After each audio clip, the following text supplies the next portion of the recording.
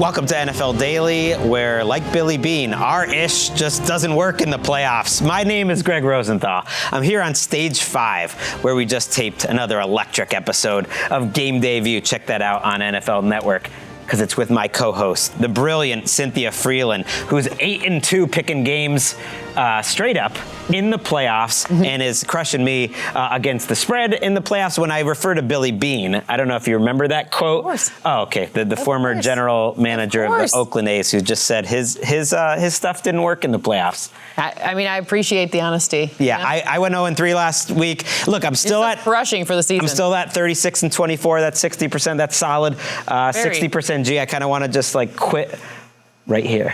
I mean, absolutely. You kind of have to. Yeah, because there's actually no way to land on 60% from here on out. So no. Look, it is kind of, this is obvious, but it's a good lesson for people who are putting real hard-earned money out there. Like, everyone goes harder in the playoffs when really that doesn't make as much sense, because in a normal week, you're not really going to want to be picking every game with authority, and you have way less games to choose from, which means you have less opportunities, to use a Cynthia Frelund Mind word. your units, you know? Yeah. Mind your units. I'm excited to talk about these two conference championship games. We're just going to pick them against the spread because we have to. There's only two left. But we're also going to talk a little news. Jesse Minter is the new Baltimore Ravens head coach, and some coordinator news that's really interesting. Yep. Cynthia's really tied in with the whole coaching world, so I've been enjoying getting her perspective these last couple of weeks. But let's start with the games. Let's start with the AFC Championship. As we're taping, the lines come down a little bit for Denver, and Denver is now a 4.5-point underdog at home. I was stunned by what your computer model spit out for Game Day View. I have the Broncos winning it straight up. Woo! By 1 point, so. Straight up, though. Yes. The Stidham factor didn't move it that much, so maybe you had them winning by 5 points. I had them winning. I looked at it. I think it was 4. Okay. 5, I can't remember, but I did look at it. It was more than a field goal, but less than a touchdown, which that's not a very helpful thing to say, but you know.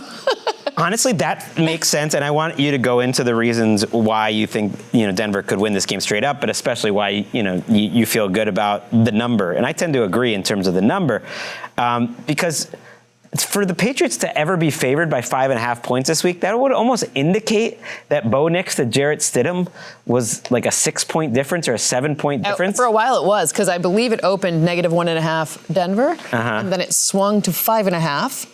So that's 7. That's crazy. And then now back to 4. That doesn't look, I think Bo Nix is really good. I just think it's a quarterback-friendly system. And most backup quarterbacks, I think, like, that's too much for him. So anyways, tell me why you like the Broncos in general. So there's a couple of things that I always look for, and O-lines are where everything is won and lost for me, really. That's where I start. And the trenches for the Broncos, they started the season strong.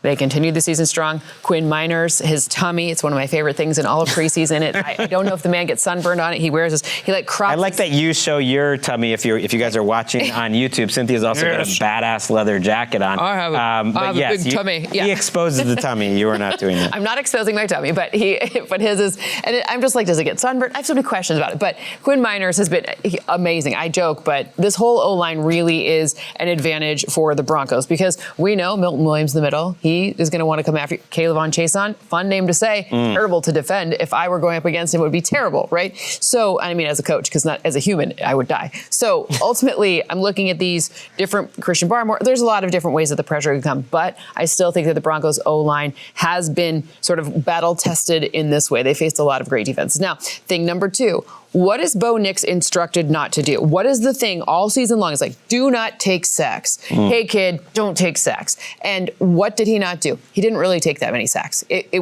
was one of the lowest sacked quarterbacks in the league. Part of that scheme. Why? Well, he throws a lot of screen passes. That is an area that the Patriots have had a tough time with. I know Robert Spillane's been great against the run, but screen passes have been an area where it's been a problem. And what did Bo Nix have the second most yards doing? Screen passing. Is that how you would say that? Yeah. Whatever, seems right. With screen passes, he had the second most yards in the regular season. So I'm looking at all of these things together, and I'm also thinking it's Sean Payton. Sean Payton is always playing poker. This man is the best bluffer. I watched that Chicago film again to be like, what's the difference here? Why does it look so different for my eye? Well, for almost kind of an interesting reason. They used a ton of motion. Like 72% of the time they were using motion pre-snap, and then they threw against the Bears. Against the Bills, yeah. Oh, sorry, against the Bills, excuse me, against the Bills. They threw against the Bills inexplicably in that situation. So I'm looking at that and I'm like, the Bills defense is really good against the run. You're using motion and you're throwing against them? Fascinating. He almost has an advantage with Stidham in a weird way. Not an advantage like you would want him over Bo Nix. Obviously, no. But the fact that you haven't got to see what a Jarrett Stidham regular season Sean Payton offense looks like. In 2 years. In 2 years. You got a couple weeks at the end, but the fact that they gave him that... The end in 2023. Right. The fact that you gave him that second contract, paying him good money, about $6.5 million a year, after he was already in the system, and that Sean Payton said, okay, year 3, that's when quarterbacks elevate in my system. I think he can execute. I think he has a high ceiling. I talked about it enough on this show. I don't need to... again, but what you hit on is why I'm also on the Broncos covering the 4.5. Ultimately, I always say, like, I have to just take my team to win. 100%. But on this show where we're, and that's even true in terms of the numbers. I don't like going against them in terms of the numbers, but I have to just like be real. And when I'm real on this one, like, I just don't think it's a great number. I think the Patriots are a really good team, and I think they're going to have to play really well, and I think they will, to win a close game in Denver. Like, I think the Patriots are going to play near their best, and then that results in a 2 or 3 point win. Like, I think that's kind of the outcome here. It's not like you're getting lucky to win in Denver in any scenario, because I think Stidham will be able to run the offense. Ultimately, the things I wrote down were similar to you, which is, in the end, what's the first thing you look at between two teams? It's the line play. And I think the Denver offensive line beats the Patriots defensive line. Sneaky issue the last couple weeks. Patriots actually not getting a ton of great 4-man pass rush. They haven't needed to because they're just blitzing the crap out of other teams. And it's CJ working. Stroud is targeting Christian Gonzalez on every single pass, which makes no sense. I need someone to have that make sense. That one didn't make sense. And why? I believe in this defense that they're playing better than they have, and ultimately that's one of the reasons they get a win. But it's the other side of the ball that really cinches that I think it's a low-scoring game. Denver's defensive line is clearly better than the Patriots' offensive line, too. What does Will Campbell and Jared Wilson struggle with? Like, speed off the edge and, like, twists and communication up front. And Denver can do that. Right. Denver can do that so well. I'm saying all that, and then I'm adding the weather into the mix, too. Like, I just think it's going to be in the 20s. Wind chill might be in the teens or even the single digits.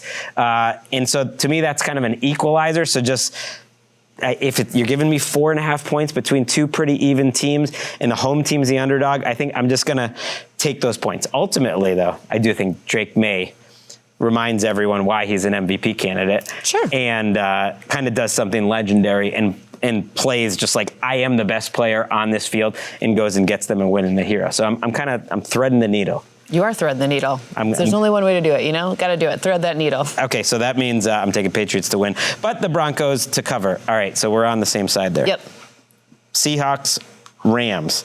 I actually don't know if we're on the same side of this because I don't know your point total. It is 2.5 for Seattle. I guess I'm threading the needle because I have 2-point win. You have a 2-point. I hate that. I mean, I think you should either, when you have 2 points and it's between 3, I mean, I'm just going to go and take the 3 at this point because I think it's stupid to take 2. Okay, so you're going to take Seattle. Yeah, why not? I'll take Seattle because I have a 2-point win.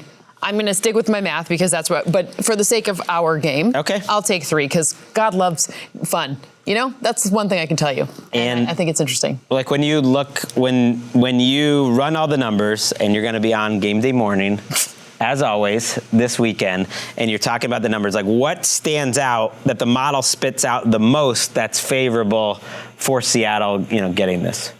It's really all of the different ways their defenses have. I understand in these games against the Rams, at particular moments, Puka Nacua has lit up the stat sheet. I understand what happened. But I also understand that they're learning from all of these different pieces. When you have a rookie like Nicky Manwari, who's been so versatile and the secondary wasn't all fully healthy the first time they played, and that first one was banana. Like, that was a crazy game. So both games were. And they only allowed that. It's so weird how those two games played out, because the first game the Seahawks only allowed like 250 yards total. They played really well on defense. But it's so strange because that second game, everyone's like, that was the game of the friggin' year or whatever. And it was an incredible game on Thursday night, but the first game was a pretty darn incredible game too. It just wasn't in its own primetime slot. So I don't know. I'm looking at this one. I think learning from that is number one. And then number two, I have to admit it, I've looked at this Rams defense and there have been pieces have been more and more vulnerable as the weeks have gone by. Now, they've been great against the run. They've been great in certain passing situations, but you can get a deep ball on them. And those explosive plays that is what Sam Darnold has been making all of his money doing this year. I apologize. Deep.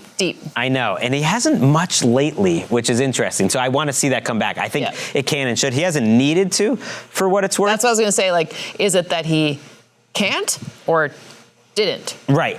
They haven't even attempted any plus 20-yard throws since that Rams game. Actually, I apologize. It's been a big week for media apologies. I don't know if you've seen on our four-letter friend that's also doing sport. Like, it's a lot of like apologizing to different athletes. I want to apologize, for bad takes and whatnot. It doesn't matter. Tell me what this is off air, because I have no idea what you're talking about. Whoosh over my head. I want to apologize to the NFL Daily listeners, because I took the Rams on our show on Wednesday when I went around the horn and was just like, all right, everyone pick the games. And I'm picking there, like, kind of what I want to happen, right? Because, my daughter and my wife are Rams fans. But I really don't buy it, and I am taking the Seahawks. Like, I hate doing that, but this is my official one. Like, I sat with it, and immediately, I hadn't actually, this sounds stupid, but as of Wednesday afternoon, I just hadn't really thought about who I'm picking for the game. Yeah. Like, my gut just says this Seahawks team is awesome, that it's better. And obviously, if the Rams win, it wouldn't shock me. I feel like they're going to play a little looser after a near-death experience last week in Chicago. Like, I think McVay is going to be better. I think Stafford's going to be better. But I just think this Seahawks team is a wagon. I just think top to bottom, every level of that defense is the most special part of this game. As good as the Rams offense is, and it's the number one scoring offense, number one scoring defense, the Seahawks are playing that way now. I haven't seen it from the Rams for a month. And you go defensive line, linebacker level, secondary. I think their defense, and it's a weird defense and running type of league right now, is the most special thing that is left in the playoffs. You're at home. That's enough for me. Like, and it's 2.5 points. These two teams, I keep coming back to this in my head, have played each other twice this year. Sam Darnold has freaking turned the ball over 6 times in those 2 games. They are minus 6. 1-1. Right, and they're minus 6, and the scoring's the same. The yardage is about the same. And they're minus 6 in turnovers. They were minus 3 in each one of those games, and yet the score was about the same. So just don't be minus 3. Let's be minus 1, and the better team is the Seahawks. -2, heck. Right. So that's where I landed on this. Okay. So are you going to go with just, what's your score? They win by 4 or something. Okay. I had it low scoring. You know what? I actually had I think this is going to be under. I didn't really have a hot take on, like, I know the Broncos, we have to pick over-unders. Yeah. And it's not going to be one of our picks here. No. Of the 2, I think the under in NFC to me was more attractive. I think it's going to be a little bit of a defensive game, a running game, like a red zone stop type of game. And I think it's like 23-19, something like that. Okay. I mean, the over-unders are not compelling for me in this game at all. No, I'm not really into the over-unders either. This sometimes I am, but not this weekend. My final stat, by the way, for this, it was from Next Gen Stats. I love this. 5 cornerbacks in the NFL this year allowed 1 yard or less per snap, coverage snap. 3 of them are on the Seahawks. Reek Willen, Josh Jobe, and Devin Witherspoon. That's incredible. So that is just like a ridiculous score. All right, we got to pick. You want to know something funny? Yeah. So I went to a religious college. I went to BC, right? I didn't grow up religious. We get the Bible out there like, okay, return to Job, whatever. We have to take a theology class.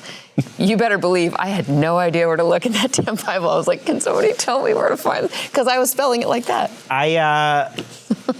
Oh, yeah, that's right. It's not spelled that way. Nope. Good call. We're exposing ourselves here. I was also raised not in a religious household whatsoever. People assume I have knowledge of what's gone on at temples, but I grew up in a 95% Irish Catholic town. I did go to a couple midnight masses because I was dating a Catholic girl and was trying to get in with her parents and stuff. Well, just like, hey, I'm a respectable young man. But yeah, I'm a little clueless too. So yeah, let's go Book of Job, Josh Job on Sunday. All right, let's talk coaches before we get out of here.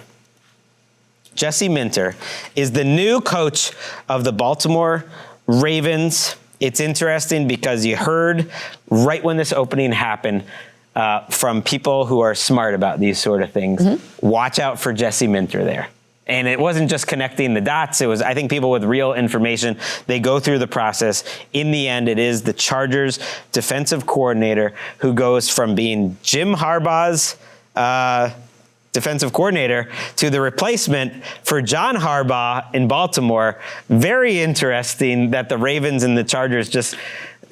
They keep swimming in the same pools, you know what I mean? What do you think about Jesse Minter taking this job? I'm trying to figure out, we talk like the Shanahan tree, like after Mike Shanahan, not Kyle, right? Yeah. But we talk about, so the Harbaugh tree, would it be after Jim or John? Because Mike McDonald's in there.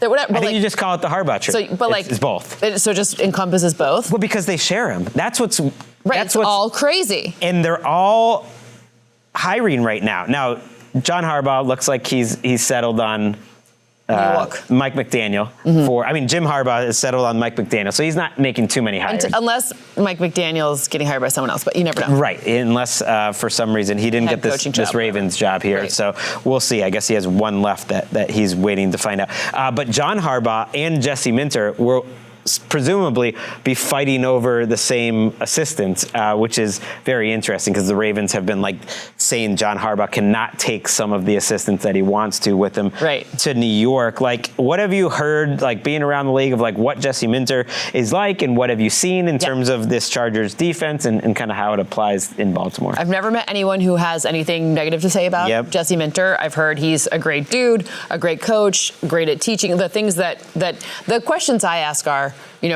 what's his install like? Because these are teaching moments. I think you have to be a good teacher to be a good head coach. I've heard nothing but great things, top to bottom, about him, but I don't almost care who the head coach is till I see who all of their assistants are, because it's the cascade of everyone that matters, not just one figurehead and then getting whatever. I want to see are you going to command the gravitas to get the good assistants? Because it feels like a land grab right now with all of these coaching openings. Who's going to go where? What are they going to do? Does it match my style? Does it match your style? It's very, we'll see. But who gets Anthony Weaver, for instance, as a defensive coordinator? Maybe not Baltimore, because he was one of the finalists for the head job, and that doesn't make sense. But sometimes they're interviewing them to be the defensive coordinator, those doing those little sneak interviews. I got one for you. I got two for you. I'm glad you brought that up. So I asked quickly of who could be the OC candidates for Jesse Minter, because that's so big. Right. And I heard back Joe Brady and Cliff Kingsbury are two really strong picks, and they are two men who interviewed for the head coaching job in Baltimore. If you tell me that Jesse Minter has Cliff, I think that's interesting. I think that's honestly. Lamar. It's maybe right. It's not maybe a long-term play, but I think with Lamar right now, I'm not really thinking about the long term. I'm thinking about the next 2 years. Can we go win a Super Bowl? Cliff is intriguing to me for that. Yeah. Joe Brady is interesting too. I wouldn't hate that. Cliff is really intriguing to me, and especially given the thing that's interesting that I like about Cliff with the style fit for Lamar Jackson is I think that Cliff could teach him some things that he hasn't seen yet, which is hard to do with a guy who's already been an MVP multiple times, right? You'd be wow, that could be cool to see something a little different. So, I don't know. I think again, I think a head coach will always be remembered by who's actually doing the work, right? Who's calling the plays on defense, who's calling the plays on offense. So we'll see how he puts together. Again, I've heard nothing but great things. Same. Daniel Jeremiah speaks highly of him, who's been around him with the Chargers for a couple years. Basically, anyone that's been around him thinks he's that dude. Wonderful. I think he's kind of the perfect age for a first-time head coach. He's 42. Okay. He's not too young. He looks young. He looks young. Until he puts his hat on, then he looks more mature. He looks young. And then the other thing I really like is that he was in that building for 5 years. He was there from 2016 through 2020. So he knows where the bathroom is. Well, I just know they know him. I think Eric DaCosta knows him so well. Right. Steve Bisciotti knows him. To me, that's a system job, kind of like Kyle Shanahan has system quarterbacks. You know what I mean? Like, you can plug in a coach to that job, I think, and they're going to be set up for success. And I think they have a good idea how he'll fit into that. Patrick Claybon, who was on the set with us when you broke the news that this was happening, he's a little skeptical because he wanted to get out of the whole Michigan family, that it's too incestuous. He started making jokes immediately that they're going to bring Greg Roman back. Like, I hope not. I don't think so. I don't think that's what's going to happen. You mentioned Lamar. I wanted to bring this up. He retweeted something on Twitter on Thursday of a fan who said, "Is this a good time to point out my 3-year-old may have predicted a potential move of Lamar Jackson to the Raiders?" And Lamar retweeted this, and it sent everyone on Twitter, if you're into that sort of thing, into a complete tizzy. And then Lamar, being confusing as he often is, like an hour later writes, "Loa, LOL, I just posted the kid in the jersey. I swear I didn't even read the caption." I buy that. I buy it too. But it's also funny. I mean, you see a cute kid, you want to be like, "Oh, that's nice of that kid to buy my jersey." It's expensive. Like, I don't think it's too deep. I don't think it's too deep, but it is funny. It's funny, but it's not. Based on what Steve Bisciotti said in terms of they are going to work hard to get an extension for Lamar Jackson to open up some salary cap space this offseason. I really think that Jesse Minter hire is a good one. Yeah, I think there's a reason why he was near the top of a lot of lists. And I think the Raiders, I suspect, had him very high, if not atop their list before this happened. Minter obviously is not going for that Browns job either. He had withdrawn his name. Okay, we're going to fly through a couple other little news items. Christian Parker is a name not the average fan would know, and yet Cynthia Frelund, preeminent ball knower, is raising her hands like she just scored a touchdown. Why is that? He is the new defensive coordinator of the Dallas Cowboys. From the Eagles. Woo, he is reported, by the way, like it's one of those where they're couching it. He's expected to be the defensive coordinator of the Cowboys. And I will say, I did text him congratulations. He hasn't written anything back yet, so I'm sure it's being negotiated. I'm a little worried there. I think it'll happen. As soon as it signs, it's going to be great. So Christian Parker, first he was with the Broncos, so that's where I first met him. Prior to that, he was with Green Bay. So he was with Patrick Surtain in Denver He was with Pat Surtain in Denver. Then he went to the Eagles. Pretty good secondaries that he's been working with. Also worked for Vic Fangio. He's been Ejiro Evero. I can't say his name. Ejiro Evero. Okay.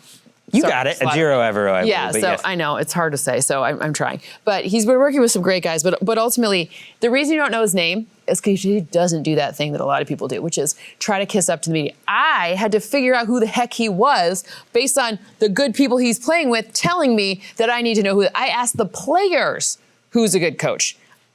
He didn't at the combine be like, "Hey, do you want to start saying nice things about me?" You read all those lists. People to watch out for as head coach. And there'll be like 83 people long. You're like, I don't even know 83 and it's humans. Like people that are probably sources. Correct. So instead, I thought it'd be a more prudent way. I always ask players, who are the coaches who I should be promoting? Who are the people who are actually teaching you things, who you really want to work for, you think are really good, that I maybe haven't heard of before? Christian Parker. And it came out of people who are exceptional defensive backs. Same name. When you hear that enough, you see the results on the field.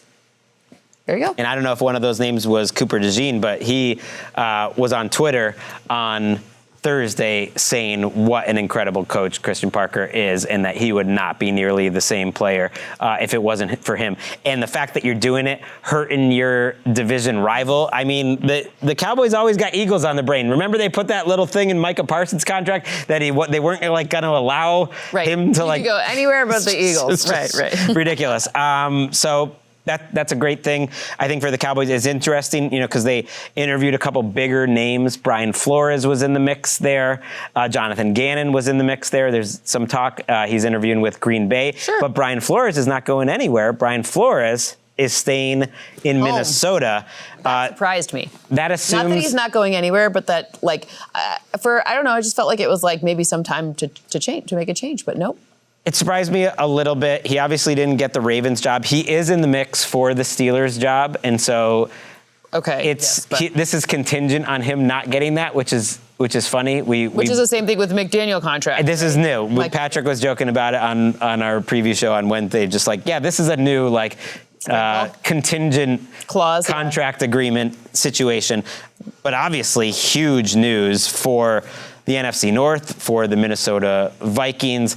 I actually think it would have been a major problem if they lost Brian Flores, because I think the talent that they brought in specifically fits what he does in a way that it would have been tough to replicate if he left. So to me, they have a much better chance at being a real contender next year if they can have Brian Flores. Now they do. You just got to figure out quarterback. But big news there. I'm very interested to see if either of the two guys with these contingent clauses end up going somewhere else, because does that put you at a big disadvantage than getting those defensive coordinators or offensive coordinators? If Mike McDaniel gets hired, are then the Chargers behind the 8 ball here? Or, I guess the question is oh, great. Should we have not done this? It's a land grab now for all these different coordinator positions. There's just only so many. We still have 5 head coaching positions. That's what I'm saying. Open out of 10. Which one do you think gets hired last? Head coach. Cardinals. That's my guess. Cardinals seem to be last in line for a lot of people. A couple people have pulled out from the Browns. Probably the team that's hiring a Rams assistant, for instance, if they go to the Super Bowl, that would be the last. Shieldhouse. Shieldhouse seems like he might be a Browns choice. It's going to be crazy if he goes to the Steelers. Chris Shula could be a Steelers choice. Yeah. So it depends on what happens with this NFC Championship. Yep. But we both had the Seahawks winning. Wrapping up with Zack Robinson. Clint Kubiak, too. He's been up for a bunch Clint Kubiak could be an option, especially in Pittsburgh. That's another one, maybe in Arizona. Zack Robinson is the new Bucs offensive coordinator. They really wanted Mike McDaniel, according to all reports. Who didn't want Mike McDaniel? Yeah, they didn't get him, but it sounded like at least Mike McDaniel was strongly considering them. I think it probably came down to the Chargers and the Bucs, and he chose LA and Justin Herbert over Tampa and Baker. We need to talk to him about the tax basis here in California, because that's kind of a bad decision. Yeah, but if you just get caught. At some point, you're still getting paid from Stephen Ross. I know. At some point, enough money is enough. Plus, you get Justin Herbert. You're also not coaching underneath a guy who is immediately on the hot seat in Todd Bowles and a frankly more talented quarterback in Justin Herbert. I don't know. So there are positives. I was surprised how hot Zack Robinson's name was in this coaching cycle, because he had a lot of interviews. It sounded like he was going to get a job. I did not think he did great work with Atlanta last year at all. And Todd Bowles said he really was impressed by Zack Robinson and how familiar he was with their personnel, and thinks he's going to maximize it. So another branch off the McVay tree, Zack Robinson, who did not inspire me in Atlanta. And so now he's in charge, trying to break that streak of Baker Mayfield having a different offensive coordinator every year. I'm going to ask a couple of the Falcons guys what they thought when I have a chance. Okay. I don't like to text to sound when something sounds negative, so I'll keep it positive. So once they get a new guy and life's new, ooh, it's exciting, it's good, then I'll text and be like, hey, is he a great coach? Because sometimes from the outside, someone can look great, but they're not good at teaching, or they're not good at, they're too confusing, or they're too, angry, or whatever it is. So he seems like someone so far. He's not angry. From the outside, hasn't looked great, but from the inside, people seem to like him a lot. Curious. Yeah, that's what I'm curious about. Because to me, that their offense didn't make sense, but maybe that was the limitations of some of the Bijan Robinson. I was gonna say of the quarterback in the system, but that's not really fair. Last thing quickly, they announced the finalists of all the awards, and we've been tracking these awards all season long, and just a couple names stuck out to me. MVP, Trevor Lawrence, is one of the 5 Who are the finalists. It's Josh Allen, Herbert. Wow. It's May and Stafford, who we expected. Then it's Josh Allen, who we expected. And it's Christian McCaffrey getting that 4th spot. Okay. And then Trevor Lawrence getting the 5th, which is interesting. Patrick Claybon wanted to point out all season long, he had a formula called the conversation to determine who would be the MVP based on a very specific mathematical model. And his formula predicted 4 of the final finalists. He did not get Trevor Lawrence. He had Bo Nix. He had Bo Nix in the final, in the 5th spot. Usually you have to. I mean, the Jags did win a lot, so that's great. But that one's He wasn't really tracking it because at the time he started doing it, the Jaguars were so off the beaten path, but Trevor Lawrence finished so strong. So shout out to Trevor Lawrence, one of the 5 finalists. Coaching was kind of the 5 that we expected. No Sean Payton on that list, although I actually wasn't surprised because you had Liam Cohen also in that mix. You had a lot of good candidates. The Defensive Player of the Year, it interested me that it was just 5 edge players. We're just not smart enough to pick other players. I mean, you went corner last year. Yeah, that's true. Nick Bonito did not make All-Pro, first or second team, but he was one of the 5 finalists for Defensive Player of the Year. I like that, actually. I think he deserves to be there. I was about to say, I'm rolling my eyes at the All-Pro. Yeah. Micah Parsons got to be one of the 5 finalists, which I think is cool. I actually do think he was that valuable. That's some ball-knowing stuff, despite missing some games. Sure. Offensive Rookie of the Year were the 2 quarterbacks, Jackson Dart and Tyler Shuck, plus the 2 receivers, Abuka and Tetaroa McMillan, and then Travion Henderson snuck in there as the 5th guy. And then Defensive Rookie of the Year, no big surprise there, but shout out to Xavier Watts getting on the list.